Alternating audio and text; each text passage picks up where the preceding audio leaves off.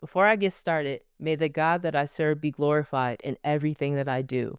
Secondly, I would like to thank Africa for allowing me to come back on her platform to share with you guys. Did you know that in the United States, about 15,000 to 50,000 people are trafficked in the U.S. each year?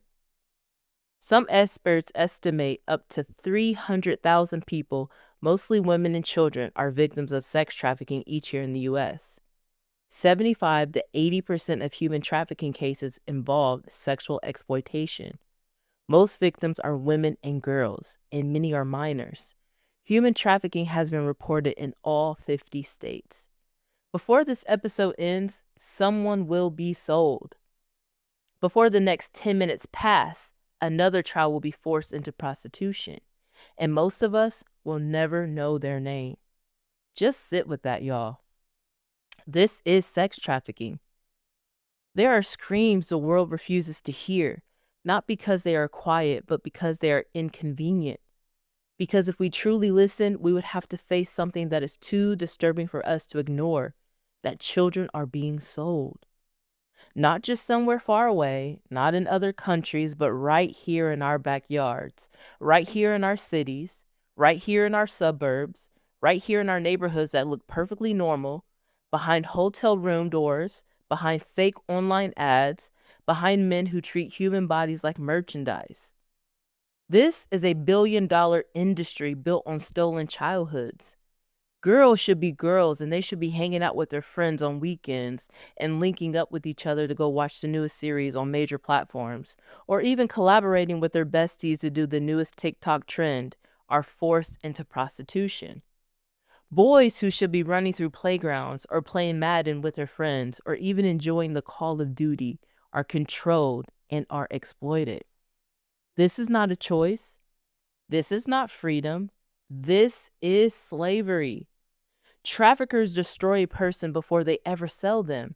And what I mean by that is they isolate them, they threaten their families, they confiscate their identity, they break their spirit, they sexually assault them, they physically abuse them, and they erase their name, and then they replace that with a price. Imagine being eight, and realizing the world no longer sees you as a child, only as something to be bought, door after door, night after night, stranger after stranger, money exchanged for someone else's pain, and nightmares after nightmares. And the most terrifying truth, this evil survives because people look away, because silence is easier, because people convince themselves, this don't happen over here, but they're wrong. It does happen here. It happens every day. And somewhere tonight, a trafficked child is whispering, does anyone see me? Does anyone care? Will anyone stop this? But I want you to know that heaven does hear them. Every cry, every tear, every stolen childhood. The Spirit of the Lord is upon me to proclaim freedom to the captives. Freedom, not theory, not words. Freedom that breaks chains. Freedom that exposes darkness. Freedom that rescues the oppressed. And this means that this mission was not or did not end 2,000 years ago.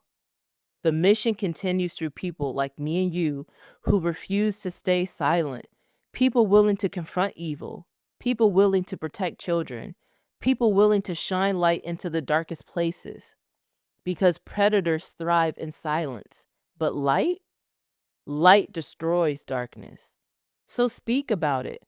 Learn the warning signs, protect the vulnerable, educate your community, refuse to ignore the evil that profits from human suffering, because every trafficked child is someone heaven knows by name. This is someone's daughter, someone's son, someone who deserved to grow up to be safe. They are not merchandise. They are not property. They are not products. They are human, and chains were never meant to hold what God has created. So open your eyes, raise your voice, protect the children, and expose the darkness. Freedom is meant to protect the vulnerable from predators who profit from pain. So the question isn't whether evil exists. We already know evil exists. The question is, will we confront it? Will we speak about sex trafficking even when people would rather stay comfortable? Will we protect children before traffickers find them? Will we refuse to normalize a world where forced prostitution can steal thousands of lives every single day? Because silence is the oxygen evil breathes. Sitting is a posture of content, but standing is a posture of readiness and service. But awareness? Awareness is a weapon, and light exposes predators, and truth dismantles lies. And every voice raised for the voiceless moves one step closer to breaking the chains. These children, our children, are not for sale. They are image barriers of the living God. So we need to refuse to stop fighting until every trafficker is brought into the light and every child stolen by sex traffickers comes home. Because freedom is worth fighting for. And every captive, their life is worth rescuing.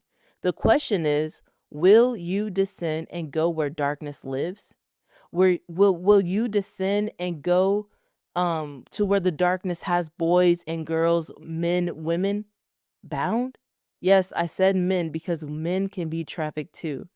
I recall a time when I was struggling with my purpose. What was God calling me to do? What plans did he have for me? What nations would I go to and proclaim the gospel? I saw the visions. I dreamed the dreams. I was awakened at night by crying souls. Terrified, I would cover both my ears with my hands, hoping it would drown out the cries. I shared my heart with people close to me, but fear and doubt rattled me. Their scoffs tore into my soul. It felt like my purpose was at a standstill, as if I was being sifted for a greater plan. But in the spring of March of 2023, I said a bedtime prayer, just a short conversation with the Lord Jesus before going to sleep. And I said, God, I know what you call me to do, but I need you to show me again. Nations were on my mind. Traveling the world was on my mind, nothing more. But shortly after I fell asleep, within hours, I was met with sheer terror. My spirit had left my body. I was traveling downward very, very, very fast, and within seconds, I lifted up my eyes in darkness.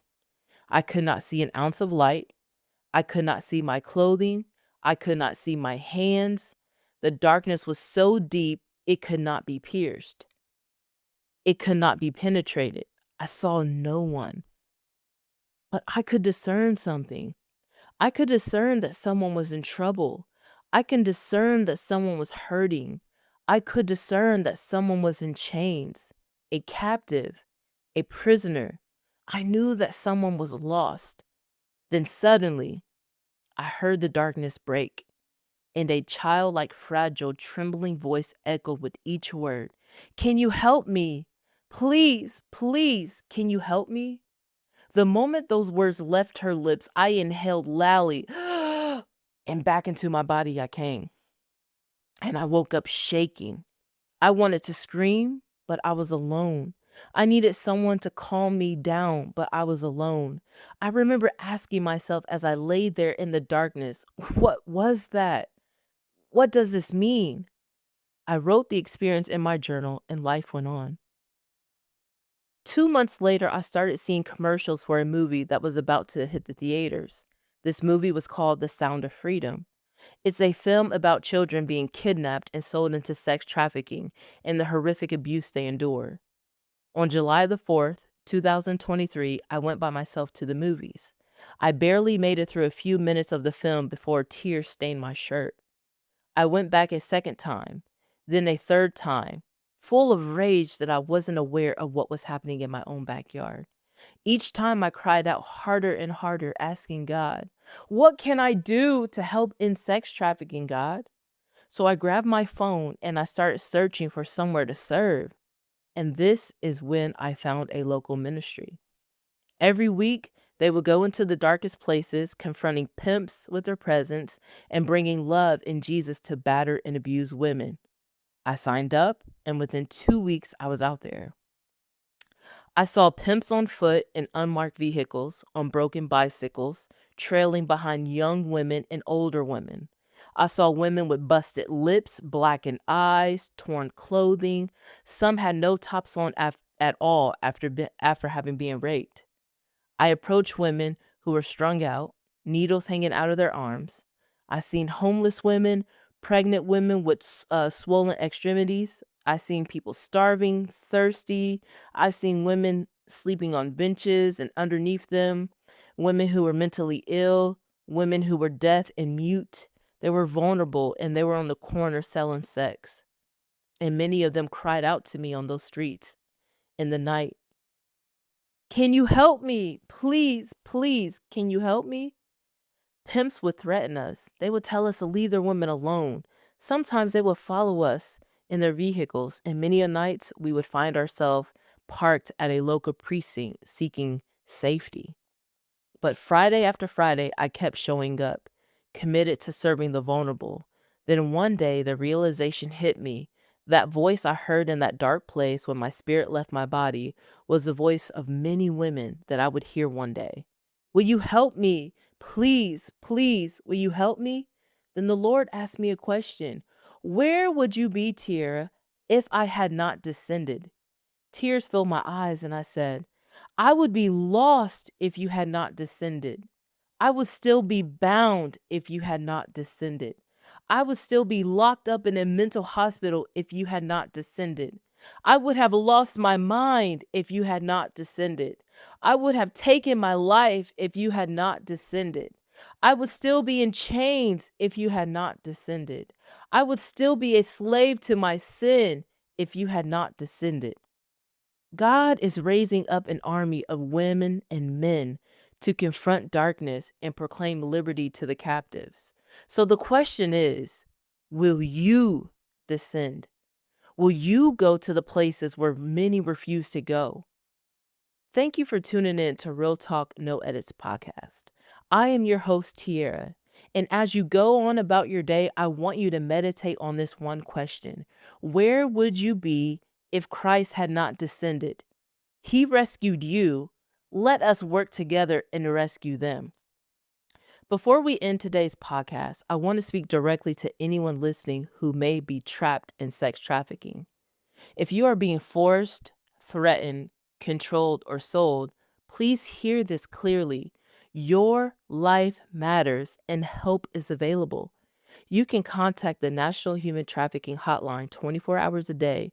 You can call 1-888-373-7888 or text in all capitalized letters HELP to 233733. You do not have to give up your name. This call is confidential and trained advocates are ready to help you find safety. And if you are in immediate danger, please call 911. Freedom is possible. Your story is not over, and that's the truth.